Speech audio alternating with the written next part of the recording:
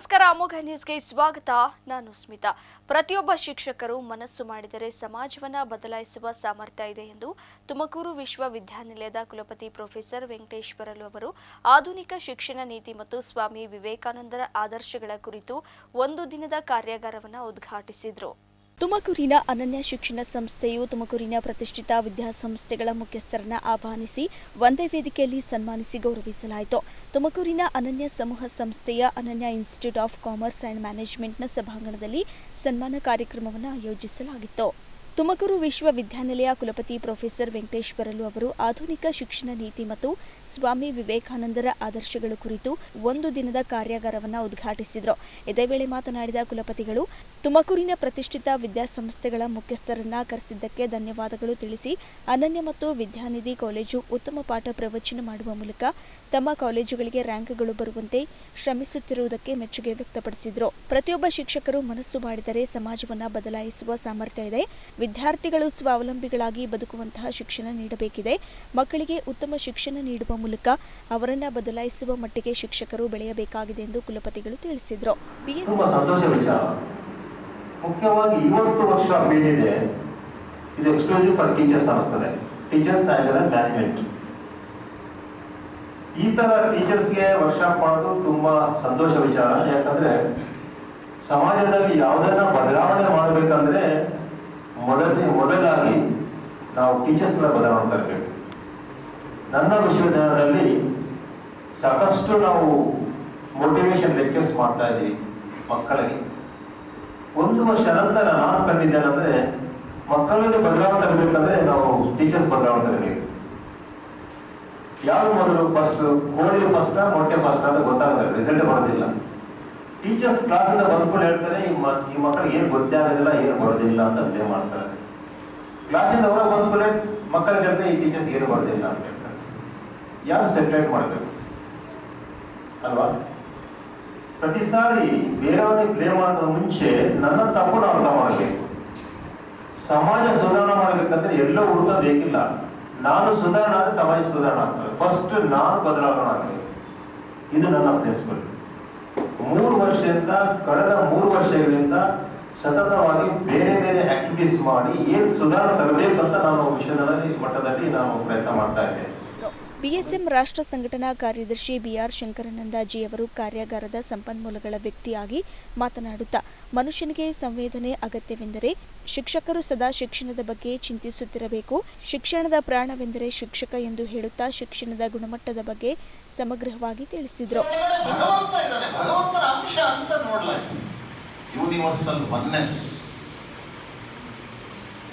ನನ್ನಲ್ಲಿರುವ ಮತ್ತು ನಿನ್ನಲ್ಲಿರುವ ಜೀವ ಇರುವ ಜೀವ ಇಲ್ಲದೆ ಇರುವ ಎಲ್ಲರನ್ನೂ ಭಗವಂತ ಇದ್ದಾನೆ ಅಂತಾದ್ಮೇಲೆ ನಾವು ಯಾರು ಬೇರೆ ಅಲ್ಲವೇ ಇಲ್ಲ.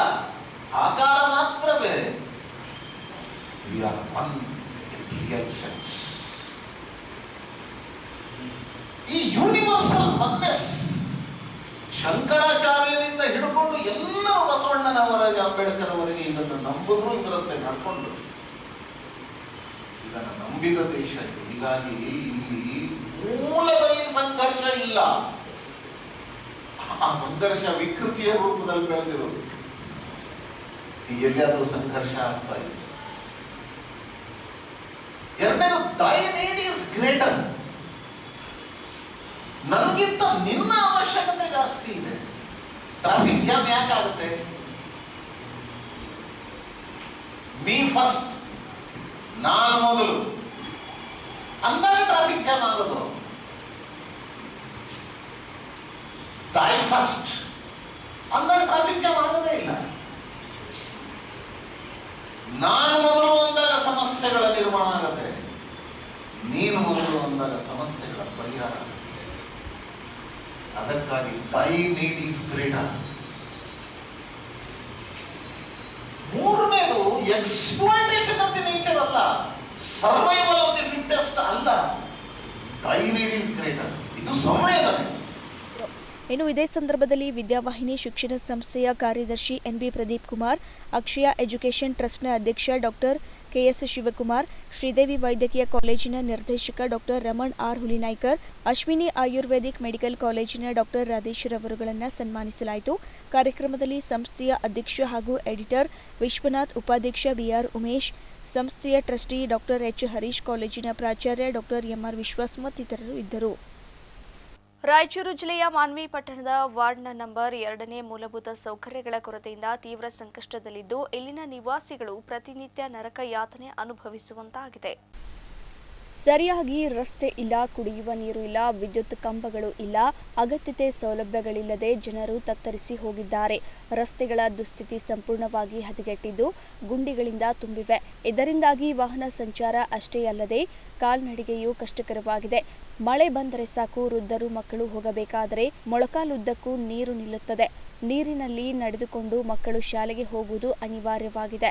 ಕುಡಿಯುವ ನೀರಿನ ಸಮಸ್ಯೆ ಈ ವಾರ್ಡ್ನ ಪ್ರಮುಖ ತಲೆನೋವುಗಳಲ್ಲಿ ಒಂದಾಗಿದೆ. ಸರಿಯಾದ ನೀರಿನ ಸಂಪರ್ಕವಿಲ್ಲದೆ ನಿವಾಸಿಗಳು ಶುದ್ಧ ಕುಡಿಯುವ ನೀರಿಗಾಗಿ ಪರದಾಡುತ್ತಿದ್ದಾರೆ. ಇನ್ನು ನೀರಿನ ಟ್ಯಾಂಕರ್ ಇದ್ದರೂ ಸರಿಯಾಗಿ ಅದಕ್ಕೆ ಸಂಪರ್ಕವಿಲ್ಲ. ನಮ್ಮ ಜೀವಕ್ಕೆ ಅಪಾಯವಾದರೆ ಅದಕ್ಕೆ ಕಾರಣ ಯಾರು? ಶಾಸಕರ, ಸಚಿವರ, ಅಧಿಕಾರಿಗಳು ಎಂದು ಸ್ಥಳೀಯರು ಆಕ್ರೋಶ ವ್ಯಕ್ತಪಡಿಸಿದ್ದಾರೆ. ನಿಮ್ಮ ಹೆಸರು? ಮೊಹಮ್ಮದ್ ಯೂಸುಫ್ ಅಂತ ಹೇಳ್ರಿ. ಏನ್ ಸಮಸ್ಯೆ ಇದೆ ಸರ್, ಇಲ್ಲಿ ಡ್ರೈನೇಜ್ ಇಲ್ರಿ. ಆಮೇಲೆ ಮಳೆ ಬಂದ್ರೆ ನೀರೆಲ್ಲ ಮನೆಗಳಿಗೆ ಮನೆಗೆ ಹೋಗ್ತಾವ್ರಿ ನೀರು. ಒಟ್ಟ ಕೌನ್ಸಿಲರ್ ಅಂತ ಮನಿ ತನ ಬರಲ್ಲ, ಓಣ್ಯಾಗಂತರೂ ಒಟ್ಟ ವಿಸಿಟ್ ಮಾಡಲ್ಲ. ಹಾಗೆ 5 ವರ್ಷ ಆಯ್ತು. 5 ವರ್ಷದಾಗ ಏನು ಮಾಡಿಲ್ರಿ ಅವ್ರು. ಅದು ಮಾಡೀನಿ ಇದು ಮಾಡೀನಿ ಅಂತ ಹೇಳ್ತಾ ಇದಾರೆ. ಕೇಳಿದ್ರೆ ಅದು ಮಾಡೀನಿ, ಬೋರ್ ನೀರ್ ಹಾಕ್ಸೀನಿ ಅಂತ ಹೇಳ್ತಾರ ಅವ್ರು. ಆಮೇಲೆ ಏನ ಕೇಳಾಗೋದ್ರೆ ಮುನ್ಸಿಪಾಲಿಟಿ ಫಂಡಿಗೆ ಅನುದಾನ ಇಲ್ಲ, ಅಲ್ಲಿ ಅನುದಾನ ಇಲ್ಲ, ನಾವೇನ್ ಮಾಡ್ಸಮ್ಮ, ಅಷ್ಟೇ ಐತೆ ಇಷ್ಟೇ ಐತೆ ಅಂತ ಹೇಳ್ತಾ ಇದಾರೆ. ಎಷ್ಟೇ ಮಾಡಿದ್ದು? ಇದು 2ನೇ ವಾರ್ಡ್ ರೀ. ಬಸವರಾಜ್ ಭಜಂತ್ರಿ ಅಂತ ಹೇಳಿರಿ. Netaji Nagar, KG road. ಅಂದ್ರೆ ಸಮಸ್ಯೆ ಏನು? Drainage problem. ಡ್ರೈನೇಜ್ ರೋಡ್ ಇಲ್ರಿ, ಸಿಸಿ ರೋಡ್ ಇಲ್ಲ. ಆಮೇಲೆ ಎಲ್ಲಾ ಕಡೆ ಪಾರ್ಕಿಂಗ್ ಟೈಲ್ಸ್, ಆಮೇಲೆ ರೋಡ್ ಎಲ್ಲ ಆಗ್ತಿದಾರಿ. ಇಲ್ಲಿ ಕೇಳಿದ್ರೆ ರೋಡ್ ಬಜೆಟ್ ಇಲ್ಲ ಅಂತ ಹೇಳಿದಾರೆ. ಎಲ್ಲ ವಾರ್ಡಿಗೆ ಬಂದದವಲ್ಲ, ಹೆಂಗೇನ್ ರೋಡ್ ಕೇಳಿದ್ರೆ ನಮ್ ತಲ್ಲಿ ಬಜೆಟ್ ಇಲ್ಲ. ರೋಡ್ ವೋಟಿಂಗ್ ಲಿಸ್ಟ್ ವೋಟಿಂಗ್ ಮೇಲೆ ಹೋಗ್ತಾರೆ ಅವರು. ಪಬ್ಲಿಕ್ ಎಲ್ಲಿ ಇರ್ತಾರ, ಯಾರು ವೋಟಿಂಗ್ ಜಾಸ್ತಿ ಆಗ್ತಾರಲ್ಲ ನಾರ್ಮಲ್ ಆಗಿ ನೋಡಬಹುದು. ವಿಶ್ವನಾಥ್, ಏನ್ ಸಮಸ್ಯೆ? ಇಲ್ಲಿ ರೋಡ್ ಸಮಸ್ಯೆ ಹಾಗೂ ಮತ್ತೆ ಗಟರ್ ಸಮಸ್ಯೆ, ಮತ್ತೆ ಮಳೆ ಬಂದ್ರೆ ರೋಡ್ ಎಲ್ಲ ಪ್ರಾಬ್ಲಮ್ ಆಗುತ್ತೆ. ಮತ್ತೆ ಇಲ್ಲಿ ಲೈಟ್, ಹೊರಗಡೆ ಹೆಣ್ಮಕ್ಳು ರಾತ್ರಿ ಬರ್ಬೇಕಂದ್ರೆ ಲೈಟ್ ಇರಲ್ಲ, ಏನಿರಲ್ಲ. ಹೊರಗಡೆ ರಾತ್ರಿ ತಿರುಗಾಡ್ಬೇಕಂದ್ರೆ ಪ್ರಾಬ್ಲಮ್. ಮತ್ತೆ ಸಣ್ಣ ಸಣ್ಣ ಹುಡುಗರು ಬೀಳ್ತಾವೆ ಮಳೆ ಬಂದ್ರೆ. ಮತ್ತೆ ಪುರಸಭೆ ಗಾಡಿ, ಡಸ್ಟ್ಬಿನ್ ಗಾಡಿನೂ ಬರಲ್ಲ. ಮತ್ತೆ ಗಟರ್ ಕ್ಲೀನ್ ಮಾಡಕ್ಕೂ ಬರಲ್ಲ. ಇವರು ಮುನ್ಸಿಪಾಲ್ಟರು ಅವ್ರಿಗೆ ಕಂಪ್ಲೇಂಟ್ ಕೂಡ ಹೋದ್ರೆ ಅವ್ರನ್ನ ಕೇರ್ ಮಾಡೋರು. ಅಧಿಕಾರಿಗಳನ್ನ ಯಾರು ನಾವು ನೋಡಿಲ್ಲ, ಅಧಿಕಾರಿಗಳು ಮುಖನೇ ನೋಡಿಲ್ಲ. ಅವರು ಅಲ್ಲಿ ಕೌನ್ಸಿಲರ್ ನೋಡೇ ಇಲ್ಲ ನಾವು. ಅವರು ಎಲೆಕ್ಷನ್ 5 ವರ್ಷ ಒಮ್ಮೆ ಎಲೆಕ್ಷನ್ ವೋಟಿಂಗ್ ಕೇಳಕ್ ಬರ್ತಾರೆ, ಆಮೇಲೆ ವೋಟಿಂಗ್ ಕೇಳಕ್ಕೆ ಬರಲ್ಲ. ಅವರು ವೋಟಿಂಗ್ ಟೈಮ್ ಹೇಳ್ತಾರೆ. ಏನ್ ಸರ್, ಪುರಸಭೆಗೆ ಹೋದ್ರೆ ಏನ್ ಹೇಳ್ತಾರೆ? ಅವರು ಏನು ಮಾಡ್ತೀವಿ, ಅನುದಾನ ಇಲ್ಲ, ಫಂಡ್ ಇಲ್ಲ ಅಂತ ಹೇಳ್ತಾರೆ. ಎಲ್ಲ ವಾರ್ಡಿಗೆ ಅನುದಾನ ಐತೆ, ನಿಮ್ಮ ವಾರ್ಡಿಗೆ ಯಾಕೆ ಅನುದಾನ? ನಮ್ಮ ಅನುದಾನ voting ಅಲ್ಲಿ vote ಕಮ್ಮಿ ಇದೆ, ಕಮ್ಮಿ ಇದ್ರೆ ಯಾರು ಕೇರ್ ಮಾಡೋದು? ಆ ನಮೂನೆ ಅದು. ಅಲ್ಲಿ ಅಷ್ಟೇ ಅಲ್ಲಷ್ಟೇ ಮಾಡೋದಂತ. 30 ವರ್ಷ ಆಯ್ತು. ಸರ್ಕಾರ ಎಲ್ಲ ವಾರ್ಡಿಗೆ ಎಲ್ಲ ಇದಕ್ಕ ಫುಟ್ಪಾತ್, ನೀರಿನ ವ್ಯವಸ್ಥೆ, ಡ್ರೈನೇಜ್ ಎಲ್ಲ ಅನುದಾನ ಕೊಟ್ಟಿದೆ. ಅನುದಾನ ಕೊಟ್ಟಿದೆ, ಇಲ್ಲಿ ಅನುದಾನ ಕೊಟ್ಟಿಲ್ಲ. ಹಂಗೆ ಹೆಂಗ? ವೋಟಿಂಗ್ ಕಡಿಮೆ ಇದೆ ಇಲ್ಲಿ. ವೋಟಿಂಗ್ ಕಮ್ಮಿ ಇದ್ದಾಗ ವೋಟಿಂಗ್ ಕಡಿಮೆ ಇದೆ, ಇಲ್ಲ. ವೋಟಿಂಗ್ ಜಾಸ್ತಿ ಇದ್ರೆ ನಿಮ್ಗೆ ನಮ್ಗೆ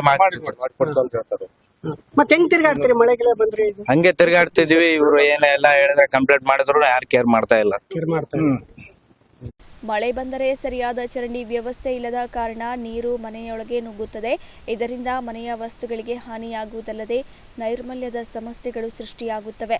ಆದರೆ ನಾವು ಪುರಸಭೆಗೆ ಹೋದರೆ ಅಲ್ಲಿ ನೀವು ಮೇಲ್ಗಡೆ ಹೋಗಿ ಕೇಳಿ ಅಂತಾರೆ, ಮೇಲೆ ಹೋದರೆ ಕೆಳಗಡೆ ಹೋಗಿ ಅಂತಾರೆ. ನಾವು ಯಾರಿಗೆ ಕೇಳೋಣ ಎಂದು ಪ್ರಶ್ನೆ ಆಗಿದೆ ಅಂತ ಹೇಳಿದ್ರು. ಶಫೀಕ್ ಹುಸೇನ್, ಅಮೋಕ್ ಟಿವಿ, ಮಾನ್ವಿ. ಕೊರಟಗೆರೆ ತಾಲೂಕಿನ ಎತ್ತಿನಹೊಳೆ ಯೋಜನೆಯಿಂದ 62 ಕೆರೆಗೆ ನೀರು ತುಂಬಿಸುವ ಗುರುತ್ವ ಕಾಲುವೆ ಕಾಮಗಾರಿಯನ್ನ ಗೃಹ ಸಚಿವ ಡಾಕ್ಟರ್ ಜಿ ಪರಮೇಶ್ವರ್ ವೀಕ್ಷಿಸಿ ಯೋಜನೆ ಪೂರ್ಣಗೊಳಿಸುವಂತೆ ಅಧಿಕಾರಿಗಳಿಗೆ ಸೂಚನೆ ನೀಡಿದರು. ತಾಲೂಕಿನ ಕೊಳಲ ಹೋಬಳಿಯ ಚಿನ್ನಹಳ್ಳಿ ಗ್ರಾಮ ಪಂಚಾಯಿತಿ ವ್ಯಾಪ್ತಿಯ ತಿಮ್ಮಸಂದ್ರ ಗ್ರಾಮದಲ್ಲಿ ಕಾಲುವೆ ನಿರ್ಮಾಣ ಮಾಡಲಾಗುತ್ತಿದ್ದು, ಕೊರಟಗೆರೆ ತಾಲೂಕಿನ ಕಸಬಾದಲ್ಲಿ 10 ಕೆರೆ, ಹೊಳವನಹಳ್ಳಿಯಲ್ಲಿ 10 ಕೆರೆ, ಸಿಎನ್ ದುರ್ಗ 17 ಕೆರೆ, ಕೋಳಾಲ 25 ಕೆರೆಗಳಿಗೆ ನೀರು ಹರಿಸುವ ಯೋಜನೆ ಇದಾಗಿದೆ. ಈ ಕೆರೆಗಳಿಗೆ ನೀರು ತುಂಬಿಸಲು ಸುಮಾರು 197 ಕಿಲೋಮೀಟರ್ ಪೈಪ್ಲೈನ್ ಯೋಜನೆ ಅಂದಾಜು ಮೊತ್ತ 285 ಕೋಟಿ ರೂಪಾಯಿ ವೆಚ್ಚವಾಗಲಿದ್ದು, ಪ್ರಮುಖವಾಗಿ ಕುಡಿಯುವ ನೀರಿನ ಸರಬರಾಜಿಗೆ ಈ ಕೆರೆಗಳಿಗೆ ನೀರು ಹರಿಸುವ ಕೆಲಸವಾಗುತ್ತಿದೆ ಎಂದರು. ಇನ್ನು ಕಂಪ್ಲೀಟ್ ಆಗಬೇಕು ಅಂತ ನಾವು ಈಗ ಅಂದ್ಕೊಂಡಿರೋದು. ಅದಕ್ಕಾಗಿ ದುಡ್ಡು ಕೂಡ ನಾವು ಒದಗಿಸಿದ್ದಾರೆ ಮುಖ್ಯಮಂತ್ರಿಗಳು, ಹಣಕಾಸಿನ ಸಚಿವರು ಅಂತೇಳಿ. ಈಗಾಗಲೇ ಅದು ಟೋಟಲ್ ನಾವು ಪ್ರಾರಂಭ ಮಾಡಿದಾಗ 2012ರಲ್ಲಿ ಒಂದು 13,500 ಕೋಟಿ ರೂಪಾಯಿಗೆ ಅಂದಾಜಿತ್ತು. ಈಗ ಎಸ್ಕಲೇಷನ್ ಆಗ್ಬಿಟ್ಟು ಈಗ 23,000 ಕೋಟಿ ಆಗಿದೆ. ಆದ್ರೂ ಕೂಡ ನಾವು ಅದನ್ನು ಮುಗಿಸ್ಲೇಬೇಕು ಅಂತ ಹೇಳಿ ತೀರ್ಮಾನ ಮಾಡಿದ್ದೀವಿ. ಖಂಡಿತವಾಗಿ ಮುಗಿಸ್ತೇವೆ. ಆಯ್ತಾ? ಇನ್ನು ಇದೇ ಸಂದರ್ಭದಲ್ಲಿ ಜಿಲ್ಲಾಧಿಕಾರಿ ಶುಭ ಕಲ್ಯಾಣ್, ಸಿಒ ಜಿ ಪ್ರಭು, ಎಸ್ಪಿ ಅಶೋಕ್ ವೆಂಕಟ್, ತಹಶೀಲ್ದಾರ್ ಮಂಜುನಾಥ್, ಗುತ್ತಿಗೆದಾರ ರಾಜೇಶ್ ಕಾರಂತ ಸೇರಿದಂತೆ ತಾಲೂಕು ಮಟ್ಟದ ಅಧಿಕಾರಿಗಳು ಉಪಸ್ಥಿತರಿದ್ದರು. ಗುಂಡ್ಲುಪೇಟೆ ಪಟ್ಟಣದ ಜಕೀರ್ ಹುಸೇನ್ ನಗರದ ಗೌತಮ್ ಕಾಲೇಜು ಸಮೀಪ ಗಾಂಜಾ ಮಾರಾಟ ಮಾಡುತ್ತಿದ್ದ ಇಬ್ಬರನ್ನ ಪೊಲೀಸರು ಬಂಧಿಸಿದ ಘಟನೆ ನಡೆದಿದೆ. ಗುಂಡ್ಲುಪೇಟೆ ಪೊಲೀಸರು ಪ್ರಕರಣ ದಾಖಲಿಸಿಕೊಂಡು ತನಿಖೆ ಕೈಗೊಂಡಿದ್ದಾರೆ. ಪಟ್ಟಣದ ಕ್ಯಾಲಿಕೇಟ್ ರಸ್ತೆಯ ಗೌತಮ ಕಾಲೇಜು ಸಮೀಪ ಸ್ಥಳೀಯ ನಿವಾಸಿಗಳಾದ ಸಲ್ಮಾನ್ ಮತ್ತು ಇಮ್ರಾನ್ ಎಂಬ ವ್ಯಕ್ತಿಗಳು ಗಾಂಜಾ ಮಾರಾಟ ಮಾಡುತ್ತಿದ್ದಾರೆ ಎಂದು ಮಾಹಿತಿಯನ್ನರಿತ ಗುಂಡ್ಲುಪೇಟೆ ಪೊಲೀಸರು ದಾಳಿ ನಡೆಸಿ 1 ಕೆಜಿ 60 ಗ್ರಾಂ ಗಾಂಜಾವನ್ನು ವಶಪಡಿಸಿಕೊಂಡು ಪ್ರಕರಣ ದಾಖಲಿಸಿಕೊಂಡಿದ್ದಾರೆ. ಇತ್ತೀಚೆಗೆ ಪಟ್ಟಣದಲ್ಲಿ ಗಾಂಜಾ ಮಾರಾಟ ಜಾಲವನ್ನು ಹತ್ತಿಕ್ಕಲು ಮುಂದಾಗುತ್ತಿರುವ ಪೊಲೀಸರು ಮಾಹಿತಿ ಕಲೆ ಹಾಕುತ್ತಿದ್ದಾರೆ.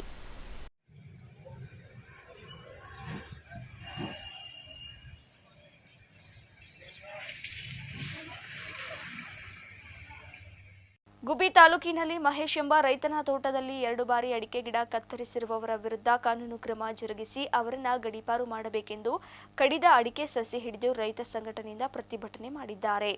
ಗುಬ್ಬಿ ವೀರಣ್ಣ ಸರ್ಕಲ್ನಿಂದ ತಾಲೂಕು ಕಚೇರಿಯವರೆಗೆ ಪ್ರತಿಭಟನಾ ಮೆರವಣಿಗೆ ಮಾಡಿ ರೈತ ಸಂಘದ ಜಿಲ್ಲಾಧ್ಯಕ್ಷ ಗೋವಿಂದರಾಜು ಮಾತನಾಡಿ, ಮಾರಶೆಟ್ಟಿಹಳ್ಳಿ ಗ್ರಾಮದ ಮಹೇಶ್ ಎಂಬ ರೈತನ ತೋಟದಲ್ಲಿ 2 ಬಾರಿ ಅಡಿಕೆ ಸಸಿ ಕಡಿದಿದ್ದಾರೆ. ಇಲ್ಲಿವರೆಗೂ ತಾಲೂಕು ಆಡಳಿತ ದುಷ್ಕೃತ್ಯ ಎಸಗಿದವರ ಮೇಲೆ ಕಾನೂನು ಕ್ರಮ ಜರುಗಿಸಿಲ್ಲ. ಇಂದು ಸಸಿ ಕಡಿದವರು ಮುಂದೆ ರೈತನ ತಲೆ ಕಡಿಯುವುದಿಲ್ಲ ಎಂಬುದು ಯಾವ ಗ್ಯಾರಂಟಿ? ಇಂದು ತಹಶೀಲ್ದಾರ್ ಅವರಿಗೆ ನಾವು ಮನವಿ ಮಾಡುತ್ತಿದ್ದೇವೆ. ತಾಲೂಕಿನ ರೈತರು ಇದನ್ನೆಲ್ಲ ನೋಡಿ ಭಯಭೀತರಾಗಿದ್ದಾರೆ. ಮಹೇಶ್ ರವರಿಗೆ ಆಗಿರುವ ಅನ್ಯಾಯ ಇನ್ನು ಯಾವ ರೈತರಿಗೂ ಕೂಡ ಆಗಬಾರದು. ನೊಂದ ರೈತ ಮಹೇಶ್ಗೆ ನ್ಯಾಯ ಸಿಗದೆ ಹೋದರೆ ಮುಂದೆ ನಾವು ಜಿಲ್ಲಾಧಿಕಾರಿಗಳ ಕಚೇರಿ ಮುಂದೆ ಪ್ರತಿಭಟನೆ ಮಾಡುತ್ತೇವೆ ಎಂದರು. ನ್ಯಾಯ ಕೊಡ್ಲಿ ಅಂತಾನೆ ತಾಲೂಕು ದಂಡಾಧಿಕಾರಿಗಳಿಗೆ ಮನವಿಯನ್ನ ಕೊಟ್ಟಿದ್ದೀವಿ. ನಮ್ಮ ಅಧ್ಯಕ್ಷರು ಹೇಳದಂಗೆ ನಮ್ದೇನು ಸರ್ಕಾರ ಅಲ್ಲ. ಏನು ಅನ್ಯಾಯ ಆಗಿರತಕ್ಕಂಥ ವ್ಯಕ್ತಿಗೆ ತಾಲೂಕಾಡಳಿತ, ಜಿಲ್ಲಾಡಳಿತ, ಸರ್ಕಾರ ಇದೆ. ಇಂಥ ಒಂದು ಘಟನೆ ಮರುಕಳಿಸಬಾರದು ಅನ್ನೋದೇ ನಮ್ಮ ಒಂದು ಪ್ರತಿಭಟನೆ. ಈಗ ನಾವು ಅಲೆ ಇದು ಮರುಕಳಿಸೈತೆ, ಅಲೆ ಇನ್ನೊಂದು ಸಾರಿ ಇದೇ ರೀತಿ ಆಗಿತ್ತು, ಈಗಲೂ ಮರುಕಳಿಸೈತೆ. ಯಾರಿಗೆ ಆದರೂ ಅನ್ಯಾಯ. ಈಗ ಮೇಡಮ್ನವ್ರು ಹೇಳಿರು ನಮ್ಮ ವ್ಯಾಪ್ತಿಗೆ ನಮಗೆ ಪರಿಹಾರ ಕೊಡೋಕೆ ಬರೋದಿಲ್ಲ ಅಂತನ. ಇದನ್ನ ಜಿಲ್ಲಾಧಿಕಾರಿಗಳ ಸಭೆಯಲ್ಲಿ ಇದನ್ನ ಒತ್ತಾಯ ಮಾಡಿ ಎಲ್ಲಿಂದ ಪರಿಹಾರ ಸಿಗುತ್ತೆ? ಈಗ ಹಾರ್ಟಿಕಲ್ಚರ್ ಇಲಾಖೆಯಿಂದ ಬರುತ್ತಾ, ಜಿಲ್ಲಾಡಳಿತದಿಂದ ಬರುತ್ತಾ, ತಾಲೂಕು ಆಡಳಿತದಿಂದ ಬರುತ್ತಾ? ಅದನ್ನ ನಾವು ಅವ್ರನ್ನ ಕಾಂಟ್ಯಾಕ್ಟ್ ಮಾಡಿ ಆ ವ್ಯಕ್ತಿಗೆ ಪರಿಹಾರ ಕೊಡಿಸುವಂತ ಒಂದು ಪ್ರಾಮಾಣಿಕ ಪ್ರಯತ್ನವನ್ನ ಮಾಡ್ತೀವಿ. ಇದೇ ವೇಳೆ ಮಾತನಾಡಿದ ತಾಲೂಕು ಅಧ್ಯಕ್ಷ ವೆಂಕಟೇಶ್ ಗೌಡ, ರೈತರು ಒಂದು ಸಸಿಯನ್ನ ಬೆಳೆಯುವುದು ಎಷ್ಟು ಕಷ್ಟ ಎಂಬುದು ನಮಗೆ ಮಾತ್ರ ತಿಳಿದಿದೆ. ಈಗ ಕಡಿದಿರುವ ಸಸಿ ಒಂದು ಹಸುಗೂಸು ಇದ್ದ ಹಾಗೆ. ಹಸುಗೂಸು ಇರುವ ಸಸಿಯನ್ನ ಕಡಿದು ಹಾಕಿದ ಪಾಪಿಗಳ ವಿರುದ್ಧ ಕೂಡಲೇ ತಾಲೂಕು ಆಡಳಿತ ಕಟ್ಟುನಿಟ್ಟಿನ ಕ್ರಮ ಜರುಗಿಸಬೇಕು ಮತ್ತು ಅವರನ್ನ ಗಡೀಪಾರು ಮಾಡಬೇಕು ಎಂದು ಆಗ್ರಹಿಸಿದರು. 27ನೇ ತಾರೀಕು ನಿಟ್ಟೂರು ಹೋಬಳಿಯ ಮಾರಶೆಟ್ಟಿಹಳ್ಳಿ ಗ್ರಾಮದಲ್ಲಿ, ಹೋಬಳಿಯ ಮಾರಶೆಟ್ಟಿಹಳ್ಳಿ ಗ್ರಾಮದಲ್ಲಿ ಮಹೇಶ್ ಅವರ ಜಮೀನಲ್ಲಿದ್ದಂಥ ಸುಮಾರು 250 ಅಡಿಕೆ ಗಿಡಗಳನ್ನು ಯಾರೋ ದುಷ್ಕರ್ಮಿಗಳು ಇವತ್ತು ಕಡಿದಾಕಿದ್ದಾರೆ. ಕಳೆದ ವರ್ಷ 9/9/24ರಲ್ಲಿ ಇದೇ ರೈತನ ತೋಟದಲ್ಲಿ ಸುಮಾರು 500 ಅಡಿಕೆ ಸಸಿಗಳನ್ನು ಕಡಿದಾಕಿದ್ರು.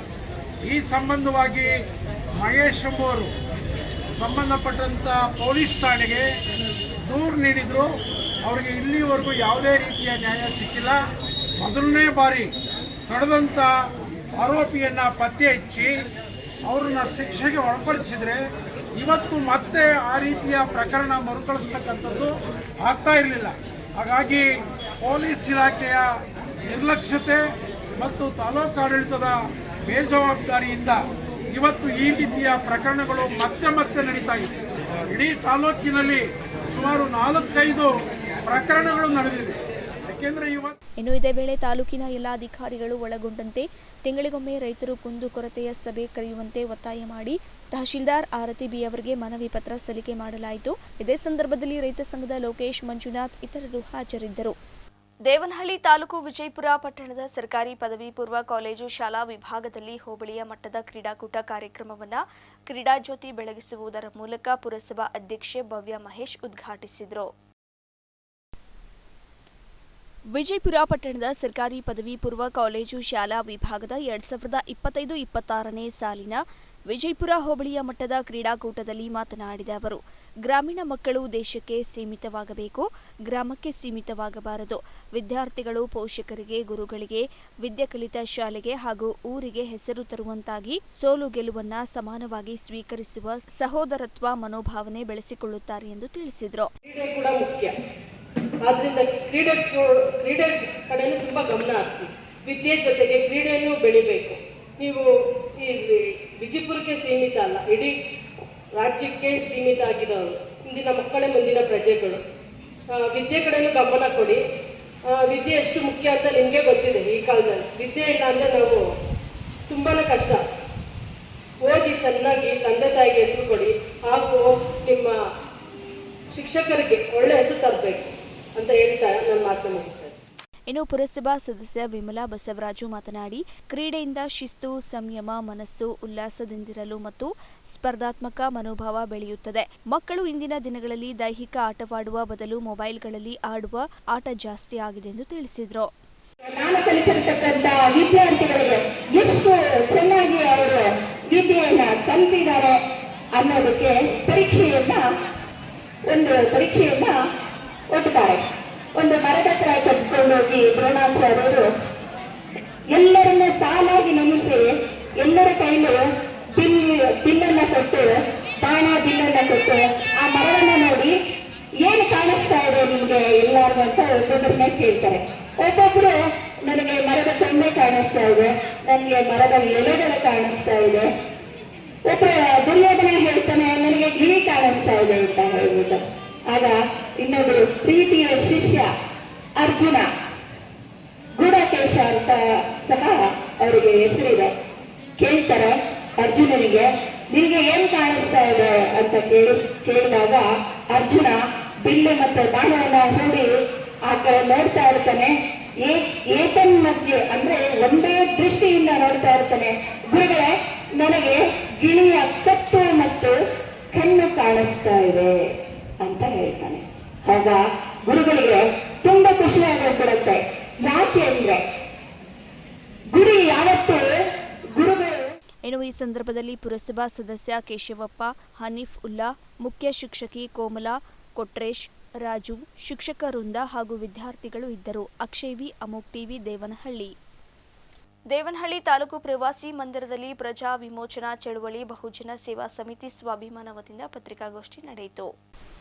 ತಾಲೂಕಿನ ಕುಂದಾಣ ಹೋಬಳಿಯ ಸಿಂಗ್ರಹಳ್ಳಿ ಗ್ರಾಮದ ಸರ್ವೆ ನಂಬರ್ 6ರಲ್ಲಿ ಅಕ್ರಮ ನಿವೇಶನವನ್ನು ಶ್ರೀಮಂತ ಕುಟುಂಬದವರಿಗೆ ನೀಡಿರುವ ಬಗ್ಗೆ ಆರೋಪಿಸಿದರು.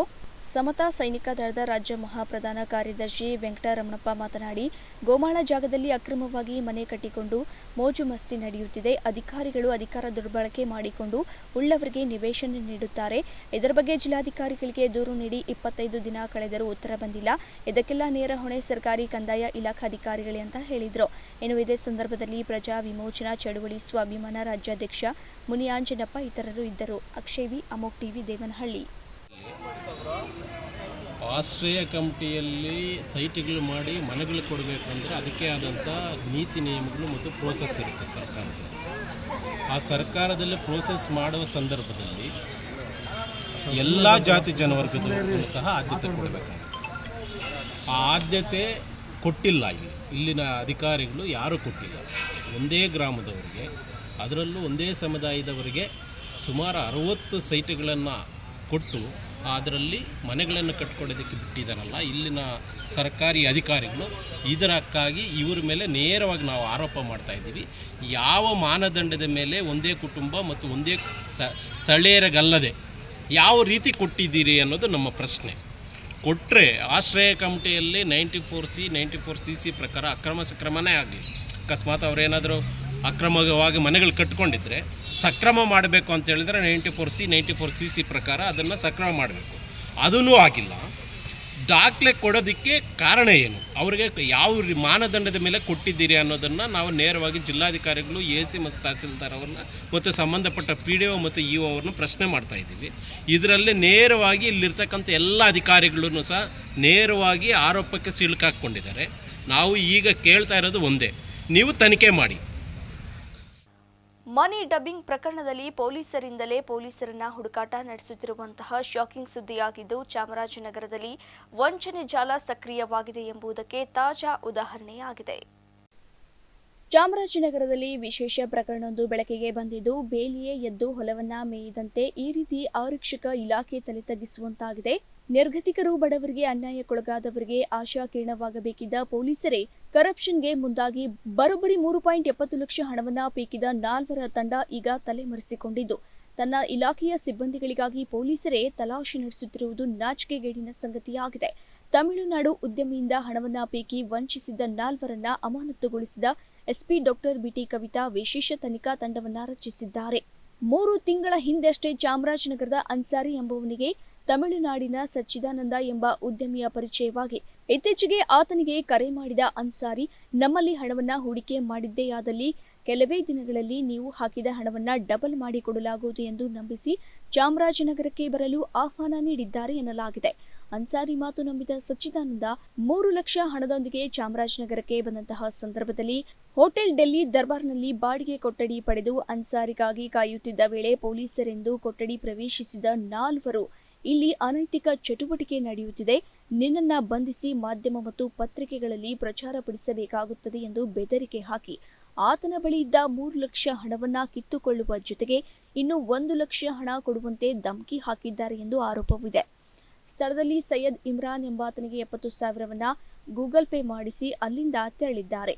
ತನ್ನನ್ನ ಬೆದರಿಸಿದ ಪೊಲೀಸರ ಬಗ್ಗೆ ಅಮಾನಗೊಂಡ ಸಚ್ಚಿದಾನಂದ ಚಾಮರಾಜನಗರ ಪಟ್ಟಣ ಪೊಲೀಸರಿಗೆ ದೂರು ನೀಡಿದ್ರು ಎಂಬುದು ಬೆಳಕಿಗೆ ಬಂದಿದೆ. ಪ್ರಕರಣ ಸೂಕ್ಷ್ಮತೆ ಅರಿತ SP ಡಾಕ್ಟರ್ BT ಕವಿತಾ ಹೋಟೆಲ್ನಲ್ಲಿ CCTV ಕ್ಯಾಮೆರಾಗಳನ್ನ ಪರಿಶೀಲನೆ ನಡೆಸಿದ ವೇಳೆ ಪೊಲೀಸ್ ಇಲಾಖೆಯ ಓರ್ವ ಅಧಿಕಾರಿ ಹಾಗೂ ಸಿಬ್ಬಂದಿ ಭಾಗಿಯಾಗಿರುವ ಕುರಿತು ಖಾತ್ರಿಯಾಗಿದೆ. ಸಬ್ ಇನ್ಸ್ಪೆಕ್ಟರ್ ಅಯ್ಯನಗೌಡ, ಪಟ್ಟಣ ಪೊಲೀಸ್ ಠಾಣೆಯ ಪೇದೆಗಳಾದ ಬಸವಣ್ಣ, ಮಹೇಶ್, ಮೋಹನ್ ಎಂಬುವರು ಕೃತ್ಯದಲ್ಲಿ ಭಾಗಿಯಾಗಿರುವುದು ಕಂಡುಬಂದಿದೆ.